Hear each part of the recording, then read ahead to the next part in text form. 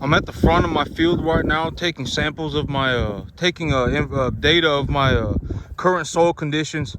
And okay, so I figured I would show y'all what I'm talking about, what I spoke about yesterday. About I would anticipate that within the next month or two, my grass would begin to bolt.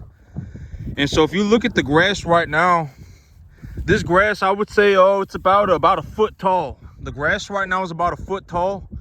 And the overall idea of my field is that the grass in the front is better than the grass in the back. And so if the grass in the front is a foot tall, the grass in the back is probably going to be better. And so if you look at this grass, you can tell that it's coming in real nice, right? This is real good quality grass. And here within about a month or two, I would anticipate that the grass is going to put on a flowering site. And when it puts on a flowering site, it will do something called bolting. And when it bolts, it will accumulate biomass at a very rapid rate. And so right now, on this 10 acres, I probably have enough grass to feed about 150 cattle. If you look at the grass, if you actually look at it, this is the front of my field and look at it, right? I mean, it's coming in very nice. But I was taking information on my soil on my way up, on my way over here, and my grass is showing signs of a phosphorus deficiency across the entire field.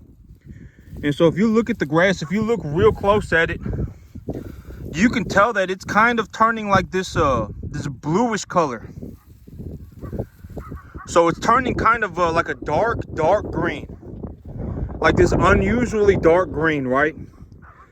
And that is the first signs of a phosphorus deficiency. So first, what happens when a grass starts having a phosphorus deficiency, or when a plant starts having a phosphorus deficiency, is that it will turn like this unusually dark green. It will like turn almost bluish. It will turn almost bluish, and you can see it across the whole field. You can see it across the whole field right now. I can actually see it. I can actually see it all the way to right there. Even though I'm not up close to it, I can still see the difference in the color of the grass. And so this grass right here, it's almost turning like this dark, like greenish blue color. And that color is the sign of a phosphorus deficiency, the beginnings of a phosphorus deficiency. And once the grass has entered this stage, like okay, let's say like right now, and there's also well, I would say right now phosphorus is the big problem. And once the grass has entered this stage, if the grass continue, like if I continue to apply mineral fertilizer to the field, but I do not apply phosphorus correctly, the grass will actually stop growing altogether. It will stop growing. The grass, even though I fertilize my field, and phosphorus is a positively charged fertilizer. And so if I put a positively charged fertilizer, I always, this is why I put so much emphasis, okay, like me, I make a lot of money, right? I make a lot of money running cattle. I make an obscene amount of money running cattle. A lot of people, I'm, in terms of, how much money I make in the cattle business, I'm probably in the very upper percentile, right? I make an extreme amount of money in the cattle business. And there's a reason for that. And so the things that I talk about, and here's the thing, okay? Like, I'm not trying to sound like a dick, but, if at the end of the day, if I'm out here making 80 grand, if I'm making 80 grand a year on my cattle business, I'm not really going to care what somebody else thinks, right? I'm not going to care that they, whatever it may be, right? I'm going to be more focused on me making my 80 grand, right? And so there's a reason for why I think about the things that I do, and that I do things the way that I do, right? But, the further I go into the back, the better the grass gets, right? And you can see, even in the front half of the field, the grass is already about a foot tall. And the grass is coming in so thick, I could genuinely feed probably 100, if I had a 5, 6, 7 weight cattle, I could probably feed 100 of them on this field, and they wouldn't be able to eat all of it. And so, always, I'm not saying, you got to do things exactly this way or whatever, but I'm just saying that there are general fundamentals that are true across everything. Okay, there are general fundamentals that are true across everything. Phosphorus is a positively charged fertilizer. if the grass looks like this bluish green color, it's starting to exhibit a phosphorus deficiency. And I can also anticipate that because I know the mineral program that's being applied to my field. And so there are, it's like this mass. It's not like it's shot in the dark, right? I'm not just, it's not blind luck. And it's like, there's a method to the things that I do. There's a method to the madness, right? And so when I look at my field, the field, I would say the average, the grass on average is about 10 inches tall. Across the field is probably about 10 inches tall. And as I go to the back, the grass is probably going to get over a foot. And you can see the grass, coming in real thick, right? I mean, it's probably on average 10 inches tall, right? I mean, here's a good way to look at it, because right here, the cattle have been walking up and down. And so there's a walking path right here. And so you can actually see what the grass looks like from the ground up. So you can see what the grass looks like from the ground up. It's about 10 inches tall. And so, I actually got to go to the, I actually have about half a ton of fertilizer, a little bit more than half a ton of fertilizer sitting in storage. And I still got to put that on the field. But I would say as of right now, things are going very good. My field is exhibiting a phosphorus deficiency across the entire field. So I am seeing a phosphorus deficiency, and the phosphorus deficiency is so severe that I can actually see it from like 25 yards away. I can actually, like, even, you see where my dog's at right there, Lucy? You see where she's at? I can actually see the phosphorus deficiency from here. Over there, I can see it over there from here. That's how the phosphorus deficiency, that's the level of severity that it's at right now. But the grass is not okay. So when the grass starts turning color, it will turn a very dark color, and then after it turns that very dark color, it will start to turn red. And once it started to turn that dark color, that super dark bluish color, and it's turned red, the grass will actually stop growing altogether, and it will actually have negative growth. The grass will begin to die because it does not have enough fertilizer. It's not metabolizing enough fertilizer to sustain itself. And so when I look at my field right now, I would say the average height of my grass is probably about 10 inches tall. Maybe as I go to the back, maybe it goes to a little bit over a foot. Maybe it goes towards about 14 inches tall. And with this kind of biomass, like when the grass is like this, when the grass is starting to bolt, the grass has not started to bolt yet. I don't see any flag leaves anywhere. I've been running my hands through the grass and I have not seen any flag leaves anywhere. So the grass has not started to bolt, but I would anticipate that with the weather coming in and with everything going on, the weather and the current stage of the development of the grass, I would anticipate that in the next 2 months, in the next month or so, the grass will start to bolt. And when it starts to bolt, it will accumulate biomass at an extreme pace. This is nothing. You're actually going to be stunned.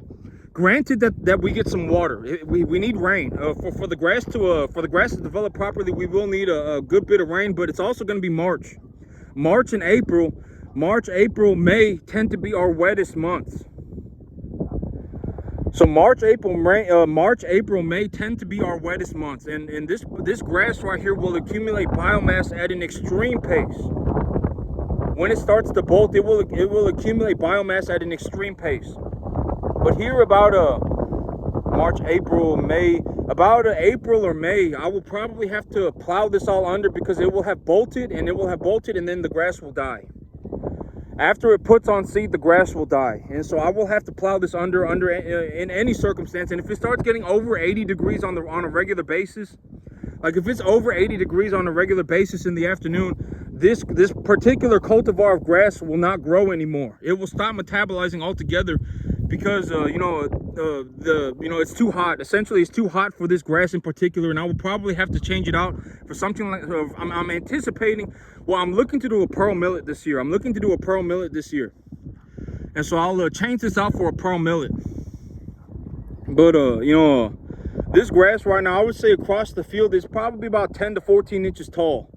As of right now, I have enough grass to feed about 100 animals. If we're talking about 5, 6, 7 weight animals, it's probably going to be 100 animals. And you know, when this grass starts to bolt, I will have so much grass out here that it will make your mind explode. Like when the grass starts to bolt, it will begin accumulating biomass at an extreme pace.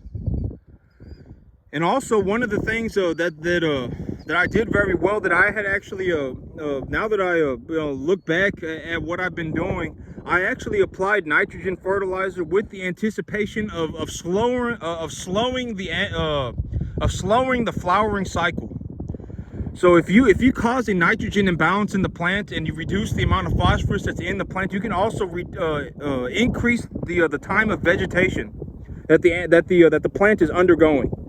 You can actually change the metabolic you can actually encourage the plant to grow more vegetatively by giving it more nitrogen fertilizer. You can.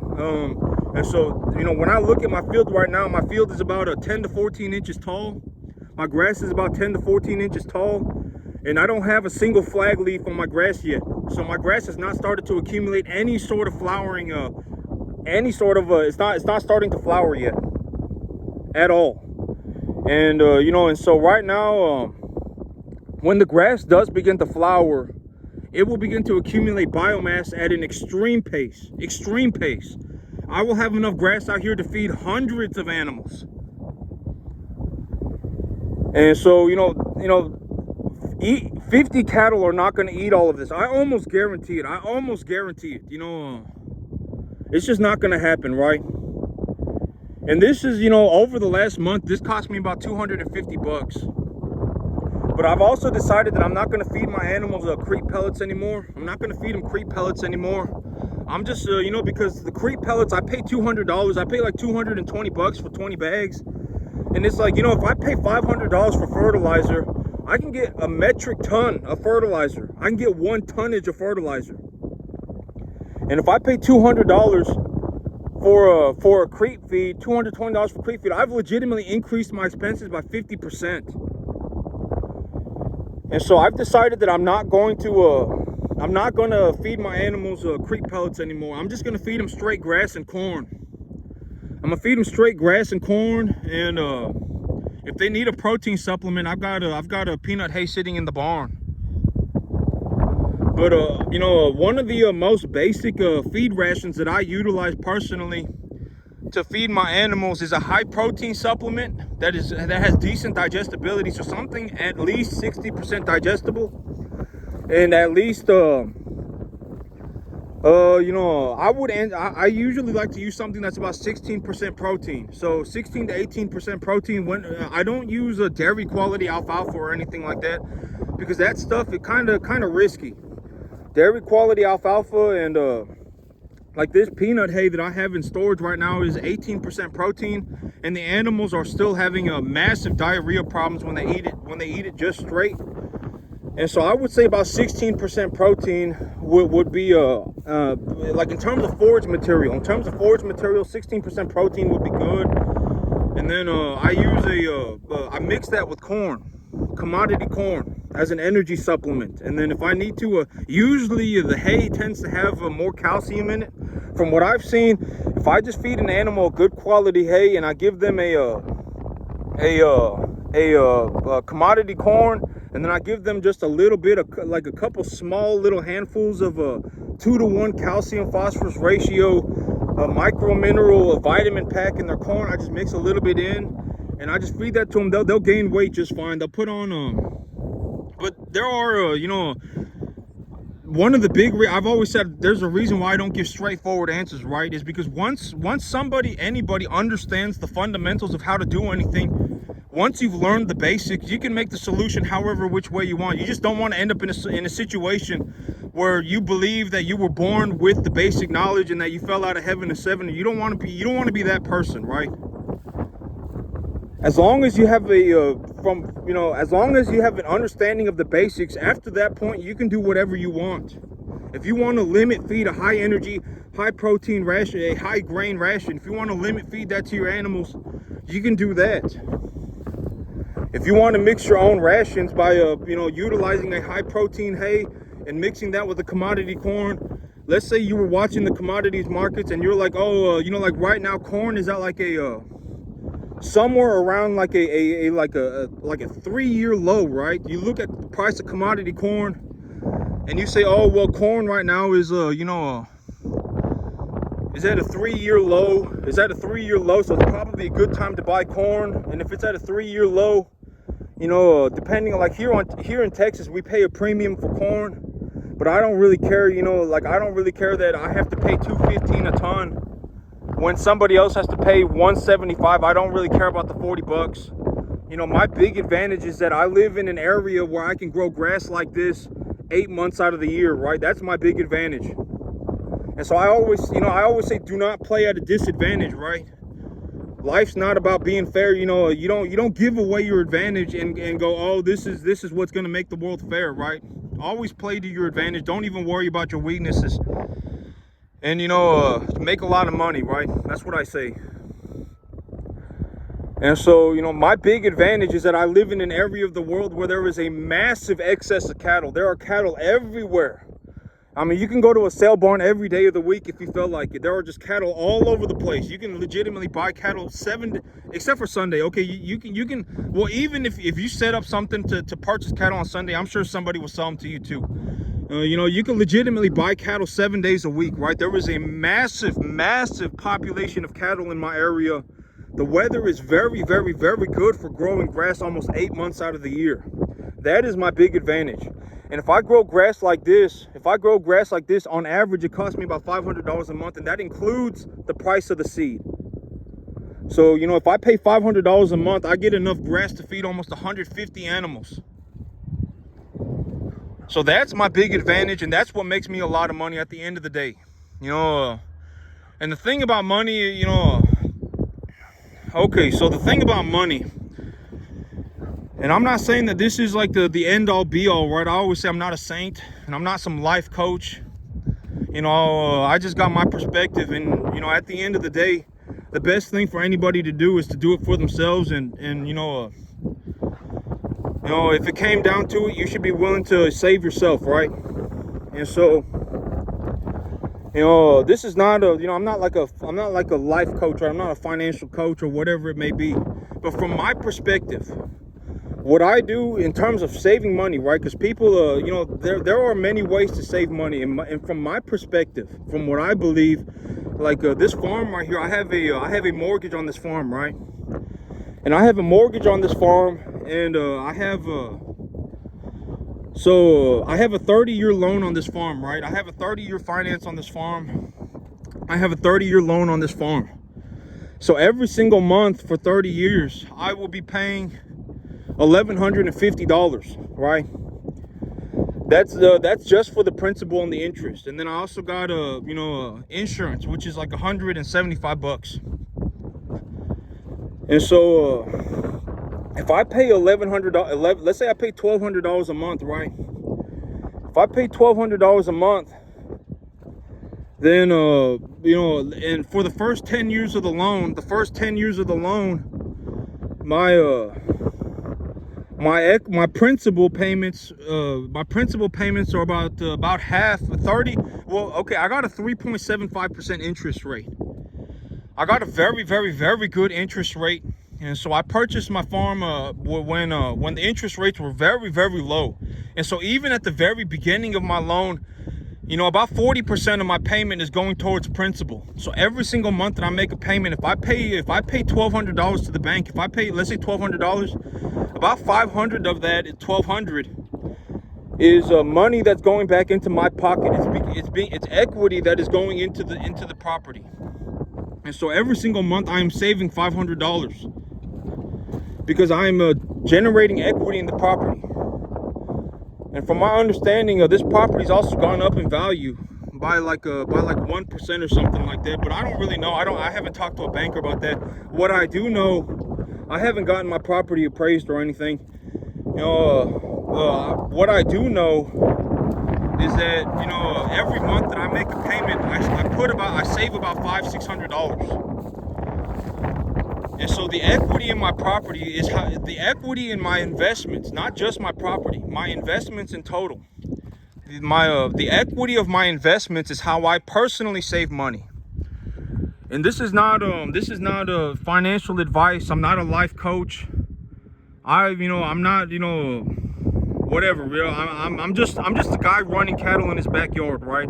I'm just a guy running cattle in his backyard that's doing very well for himself. And so, me, how I save money is by generating equity in my investments. I do not save money by holding on to cash. If I have cash, I put it, into equitable investments, especially if I have the opportunity to buy an equitable investment that I know that I can increase the value of, right? If I believe that I can increase the value of it, like if I bring in a steer that's a body conditioning, if I bring in a bull that's a body conditioning score 5, right? Let's say I got a bull that's a body conditioning score 5, 350 pounds. Well, if I castrate that bull and take that steer to a body conditioning score of 6 to 7, the value of the animal will go up. I have increased the value of the animal not only by its weight, but also by its fat content. And the fact that I have now castrated the bull, that raises the value of the animal. And so if I have an equitable investment that I'm able to increase the value of, that offsets risk that I take for having the investment. And so in terms of me saving money, I do not save money by holding on to cash. I save money. And then there's also other ways to save money, like reducing my income tax burdens, reducing my property tax burdens, reducing my sales tax burdens. That all saves me money, right? All of that combined probably saves me depending on what I buy, it saves me over $10,000 a year, right? I mean, income tax itself is like 25 grand.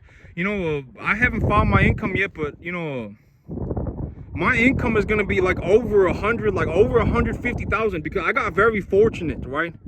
Well, I'm not gonna say very fortunate. It was just kind of the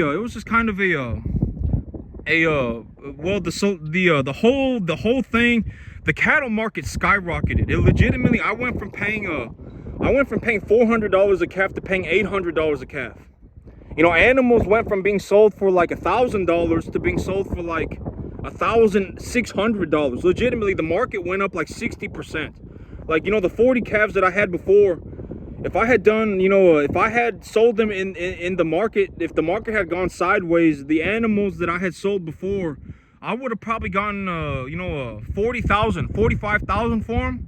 But I ended up getting like 70,000 for them because the market skyrocketed, and that was not due to my that was not my doing. The market skyrocketed because there was a severe drought, and so the animals, the ones that I had, I was anticipating, if the market had gone sideways, if the feeder cattle market had gone sideways, the animals that I sold, I would have probably gotten about 45,000 for them, but I ended up getting like 75,000 for them. And so the market skyrocketed, and so I went from 45 to 75,000 just because the market skyrocketed. So I made a drastic sum of money, I made like a net profit of about $1,200 an animal, maybe even more, like $1,500 an animal. And so the market skyrocketed. I made a boatload of money, and right now that's not happening right now. As of right now, that's not happening. And I've actually modified my business plan so that I'm not going to rely on the markets anymore. I've actually modified my business plan, and so I'm gonna buy animals every 2 weeks. And the reason I'm gonna buy animals every 2 weeks, and the idea is I'm gonna buy animals every 2 weeks for the rest of my life. Because if I buy animals every 2 weeks for the rest of my life, it won't matter that the market goes up or the market goes down, right? It won't matter, because if the market goes up, I'll sell my animals for a little bit more, but I'll also pay a little bit more to buy them. And if the market goes down, I'll sell my animals for a little bit less, but I'll also buy them for a little bit less. And so I'm not going to be looking to time the market. I'm just going to think about it as I'm going to be in the cattle market my whole life, and I'm just going to buy animals every 2 weeks. And so when it comes to saving money, but it's also a multi-dimensional situation as well. It's like, what am I looking to save money in? Am I looking to generate equity? Am I looking to am I looking to increase the value of my investments? I mean, am I looking to reduce my tax burdens? There are a lot of ways to make money, right? But when it comes to saving money, and there's a lot of ways to save money as well, but I would not rely on saving cash, because saving cash, ultimately what it turns into is it becomes taxed. It becomes income taxed, and income tax is like, for the average person, is like 15-25%. So legitimately, every dollar that you make, every $5 that you make, a dollar is gone, just about. And so I wouldn't, I personally, but then here's the other side of the equation, right? I would not start a business looking to save on income tax and then, run a pathetic business and lose all my money. That I would not do that either. At that point, you're probably better off just paying your income taxes, or investing in something like a Roth IRA. If you invest in a Roth IRA, you get about $6,000 a year of tax deductions, income tax deductions. You get about $6,000 a year if you do that, and you can purchase equity in a business. So you become equitable. You reduce your income tax burdens, and now you're good to go, right? You don't have to worry about running a business. But the thing about business is that, a lot of people, they go walking off into la land, right? Oh, I can run this business. I can almost guarantee, like if we had 10,000 people in a room and everyone was claiming they want to be a farmer, you would be surprised, right? Let's say I got 10,000 people in a room and everyone says they want to be a farmer, right? 9,000 of them, and I gave everybody $1,000, right? I gave everybody $1,000, and I said, because I understand that this right here, this costs about $500. And so I gave everybody, double that. I doubled the money that it cost me to run this business. It cost me $500 to run this business. It cost me $500 a month to run this business. And I gave everybody double that amount of money, right? 900 people would not even, $1,000 a month. 900 people would not even use that money for farming. They would go and do something else. I almost guarantee it. They're not going to be like, oh my God, now that I have the money, now I can go and become an extremely good farmer. They're not going to do it. I almost guarantee it. 900 people gone right off the bat. Now that they got $1,000, they don't even care about farming anymore. And then, so now we got 100 people, right? And out of those 100 people, it would be, like if we put them, like if we put all 100 on a field, on a 10-acre field, and said, the man or the woman, the man, whoever, right, that makes the most money is going to take the number 1 spot. And you have to run commercial cattle. Almost nobody is gonna be able to make $80,000. Almost, almost nobody will be able to make $80,000. I almost guarantee it.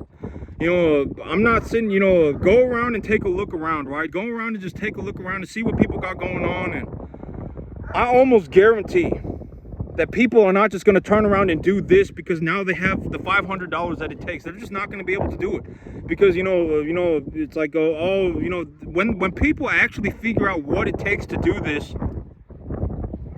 and I'm not saying this to sound like an arrogant dick, I'm just being honest. When people actually figure out what it takes to do this, they will not do it. They will not do it because, it's like there is no magical shortcut. If you're fortunate, you can figure out how to do it in 12 years. Realistically, you're going to have to look more like 14, 15 years, and then you're going to have to work 15 hours a day you're going to have to work 15 hours a day. And when people figure that out, they're not going to want to do it anymore. And that's why almost 0 people get here, almost. Because go around and actually look at anybody who's running a 10-acre farm and look at running commercial cattle on a 10-acre farm that makes more money than me. It's almost impossible to find. Almost impossible. I'm sure somewhere out there's got one too, right? I wouldn't think that I'm the only one. I'm sure it's out there too, but look for somebody who's running. Even if I probably make more money on my 10-acre field than a lot of people make on 100 acres. There are several 100-acre fields. If I go around the corner and I just go driving around, there are several 100-acre fields all over the place. And I objectively make more money on my 10-acre field than those people do on their 100-acre fields. And it's not just one field, it's multiple fields, right? It's a lot of fields out there. And I make more money on my 10-acre field than a lot of people make on 100-acre fields. drastically more money. And so you got to consider that. And you know, and if you think you found some, like if you watch what I do and you've convinced yourself that you have some mystical, magical shortcut, you did not find a mystical, magical shortcut. You're about to throw yourself off a cliff and you're about to lose everything. And so, you know, I always say, you know, I don't stand out here and tell everyone that they're going to make it. You know, there's a reason why I tell people that they're not going to make it. It's because if I told everyone that they were going to make it and they believed me and then they went out and ruined their lives, I would not be doing anybody any favors, right? This is almost, you know, you're going to find if you actually went out and tried to do this, which I would be very happy if you actually went out and tried to do this legitimately, right? You were going to spend 15 hours a day farming for the next 14 years of your life. If you were genuinely going to take that route, I would be very, very happy for you. And I would hope that you become better than me. You know, because a lot of this stuff I have to figure out for myself. And so, you know, I'm looking to give good information, right? Objectively good information. There's a reason why I don't sit out here and tell everyone that they're going to make it. I don't tell everyone that they're going to make it because if I told everyone that they were going to make it, I would be a liar. Almost nobody's going to make it. If 1 out of 10,000 people made it, that would be a miracle. And objectively, if my farm does not do very well, I still, you know, but then when it comes to money, it's like, you know, I'm also generating equity in my property, and I also got my income tax benefits, and, you know, I got a lot of stuff going on. So it's like, what do we consider money, right? I mean, if we just consider cash, maybe I do about 50,000 a year. You know, if things go very well, maybe I do 60,000. And so, you know, it really depends because there's money everywhere, right? Money's not just cash. It's also equitable investments. It's also savings on taxes and all sorts of stuff, right? And so, but I mean, you know, that's the reality of the situation. Almost nobody's going to make it. And if you don't put in the effort, and if you think that you found some mystical, magical shortcut, you did not find a mystical, magical shortcut. You're about to throw yourself off a cliff and you're about to lose all your money. There is no shortcut. Either you do everything or you don't do anything at all. You know the old saying, you either work, you know, if you don't want to work, you don't want to eat. If you don't want to put in the effort, don't expect to get here. And don't convince yourself that you have some mystical, magical shortcut and that you fell out of heaven to 7. Right? I mean, that's not how the world works. I mean, at the end of the day, you can, if that's how you want to be, you can. But when you go out into the world, don't expect anything to happen for you. I mean, I mean, good luck with that. But that's it for me today, YouTube. Y'all have a good one.